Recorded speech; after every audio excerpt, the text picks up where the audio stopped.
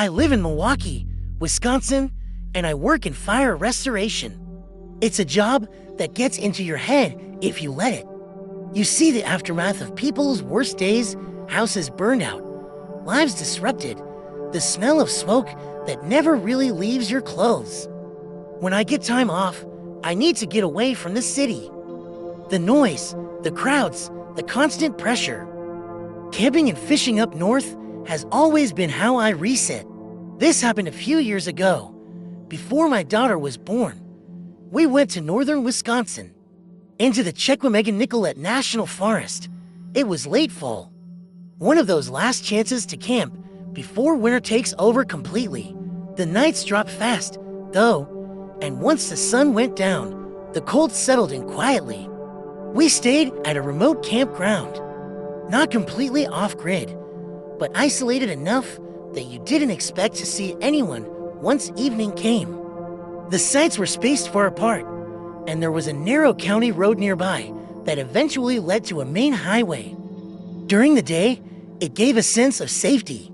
At night, it just felt like another empty stretch of darkness cutting through the trees.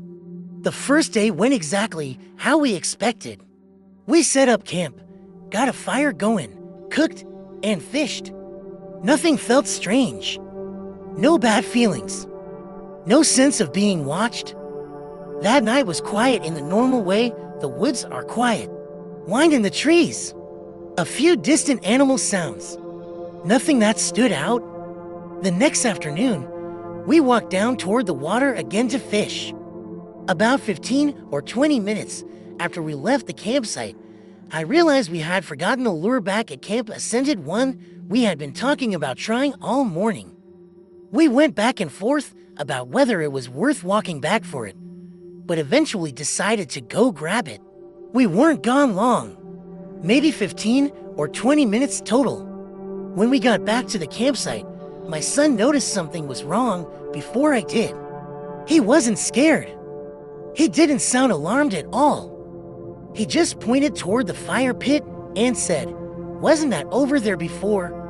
I followed his gaze and felt my stomach tighten. The fire pit looked off. The logs had been rearranged. The ashes were spread out differently than how we had left them. It wasn't trashed or vandalized, just altered in a way that suggested someone had been deliberate about it. Then I noticed the stone. There was a large, flat rock near the fire pit that we'd been using as a seat earlier. It was heavy, the kind of thing you don't casually move without effort. It wasn't where it had been before. I could still see the imprint in the dirt where it had originally sat. That's when the reality of it hit me. Someone else had been in our campsite. At first, I did what anyone would do. I assumed it was another person. Maybe another camper wandering through. Maybe someone lost. Maybe someone looking for help. Even the thought of theft crossed my mind. But the timing didn't make sense. We had been gone less than 20 minutes. I pulled my wife and son close and told them to stay near me. I tried to keep my voice calm. I even said out loud that it was probably nothing, that we were just overthinking it. I told myself the same thing. That's when we heard the sound. At first, it wasn't something I could identify. It wasn't loud, but it cut through the air in a way that made every hair on my arm stand up. It didn't sound like an animal. It didn't sound mechanical. It was just wrong. It came from deep in the woods. Then it felt closer. Close enough that I stopped moving without even realizing I had. We went quiet, listening. I tried to convince myself it was some strange echo, or wind, or something I didn't recognize. Then the sound changed. It became a voice, human, clear enough to understand. It was calling out for help. I remember thinking that this was exactly how people got themselves into trouble, assuming danger when someone might genuinely need help. Against my instincts, I took a few slow steps toward the tree line, my gun drawn but lowered. I didn't call back. I just listened. As I moved forward, the voice shifted again. It started repeating a phrase my son had said earlier that day. Not something generic. An exact phrase. And it wasn't just the words. Same pitch. Same rhythm. Same little inflection he had when he was excited. I turned around immediately and looked at my son. He was standing behind me, holding onto my wife. His mouth wasn't moving. He was looking at me, confused but silent. The voice came again. From the woods. From a different direction entirely. This time, it repeated something my wife and I had said earlier while setting up camp. Our voices. Perfectly.